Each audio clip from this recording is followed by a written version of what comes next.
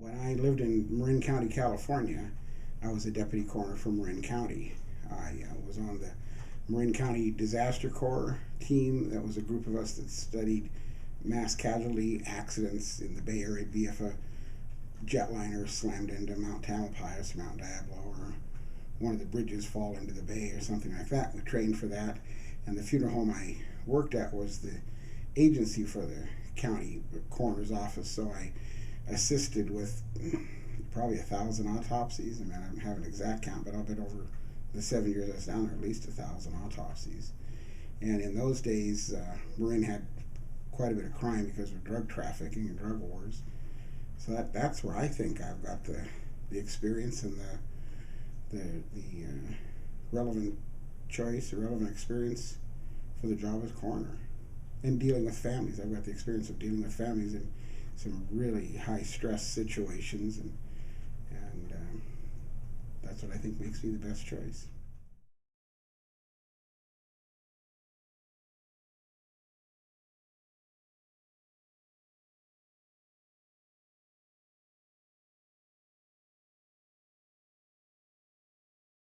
I think the first one is with the families. You need to explain that the autopsy, it's not like on TV when you watch some police show on TV. Just because you do an autopsy doesn't always mean you're going to end up with a cause of death. Sometimes people just die of natural causes and it just stops. But you need to, on the family side, you need to explain to them why you're doing an autopsy. You know, that it's going to help them. It's not going to take up a whole lot of time, so it's not going to delay funeral services or anything like that. Public health laws, you need to keep that coordinated with your public health officials for contagious diseases, bloodborne pathogens, things like that. And criminal justice, you work with your whatever agency is handling, whether it's city, county, or state, handling the crime scene, and the local prosecuting attorney's office to preserve the evidence, because the body, say for example it's a homicide, the body is actually evidence. It's not your mom or your dad or your relative. It's evidence. So you need to preserve the clothing. If the person was shot, you need to make sure you've got the clothing as evidence for the bullet holes and the entry wounds, things like that. And all of that needs to be bagged separate, and you need to absolutely make sure there's a clean chain of evidence, so that when it comes to court, you don't have some attorney that would be able to pick your chain of evidence apart and maybe contaminate it somehow. It just takes a little bit of a doubt to turn a jury member's mind on the verdict. It would well, I mean, there are so many variables. It's a case-by-case situation. If the person has say you haven't checked in with some uncle for a month and you find him passed away in his house, if there's no real obvious sign of forced entry of any criminal activity, then you do what was commonly called signing out on history, and you get a hold of his doctor, and the doctor says, oh, your uncle has been suffering from cancer for a year, you know, and there was no regular medical treatment because he was in a terminal situation. Well, then you go along with the doctor, you examine the scene to make sure that it doesn't look like anything suspicious has happened, and you wouldn't do an autopsy on someone like that. You would sign it out on the history of the doctor. It's just, there's, on some of these things, there's no right and wrong. You follow A, B, and C. You have to see each case. In fact, I remember one case similar to that in California.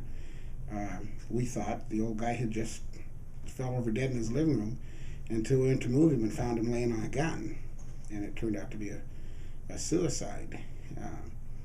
So we walk into the situation, think it's a solitary death. We'll sign it out on history, and then all of a sudden there's a gun in the middle of your case. Everything stops then.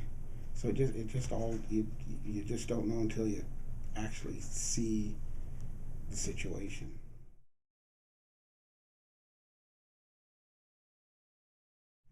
This election, other than the historic, being the first elected coroner of the county, pay attention to the experience, because I think one of the things in the forensic part of it, there's a term called medical legal, and that medical legal is, so if there's a death in the county and there's a wrongful death suit because it was an accident or negligent on somebody's part, the coroner needs to be able to say, this guy died from this and this and this.